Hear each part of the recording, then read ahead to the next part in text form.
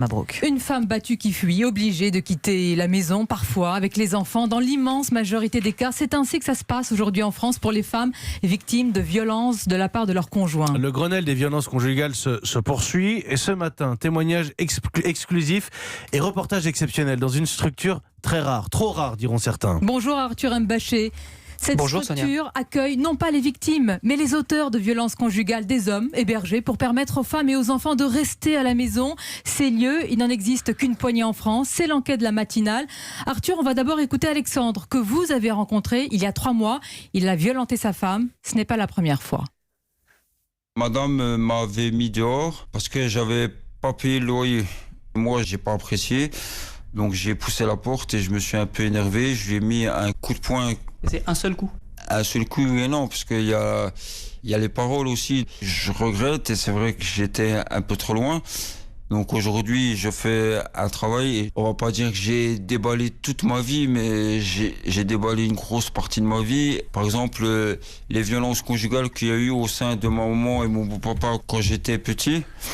On se pose des questions. Si je reproduis pas ce que j'ai vu avant ou un passage de ma vie qui a fait que, mais il y a eu ces violences conjugales et j'espère pouvoir savoir pourquoi j'en suis arrivé là. Alexandre, auteur de violences conjugales, à votre micro, Arthur Mbaché. La structure qui le suit depuis 3 mois est financée par l'État. Comment est-ce que cela fonctionne ? Alors c'est un petit immeuble à Besançon, des studios, des 2 pièces, de quoi loger 15 auteurs de violences conjugales. Ils arrivent ici contraints par la décision d'un magistrat, soit en attendant leur jugement, soit après condamnation, explique Sébastien Girin du dispositif Altérité. Concrètement, à 19h le soir, ils doivent être présents obligatoirement. En cas de manquement à cette obligation, on prévient immédiatement le parquet ou le juge d'application des peines. Alors il y a des entretiens individuels et 2 fois par semaine, groupe de parole entre résidents avec une psy et une assistante sociale. Je pense juste à un jeune, là, un tout jeune de 19 ans, qui lors d'un atelier a fait des réflexions machistes, j'ai envie de dire, sur les femmes. Et ça a étonné tout le groupe parce qu'à 19 ans, comment on pouvait penser ça au 21e siècle d'une femme? Ce qui est bien, c'est qu'ensuite, ça revient vers eux, cette image-là, en se disant, oui, mais finalement, moi j'ai fait la même chose, donc ça veut dire que ce que je lui ai dit, je peux le prendre en compte pour moi.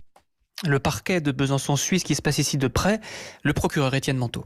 Quand on les revoit à l'audience 3 mois, 4 mois plus tard, qu'ils nous disent combien ils ont été marqués par ce passage dans cette structure, j'en ai vu plusieurs à l'audience qui manifestement avaient vraiment changé de regard. Et je veux croire que ce sont des hommes qu'on ne reverra pas devant un tribunal correctionnel pour des violences conjugales. En un peu moins d'1 an, ici, 33 hommes ont été pris en charge. Pour une vingtaine d'entre eux, les retours seraient très bons, me dit-on. 8 n'ont pas respecté leurs engagements et sont repartis en détention.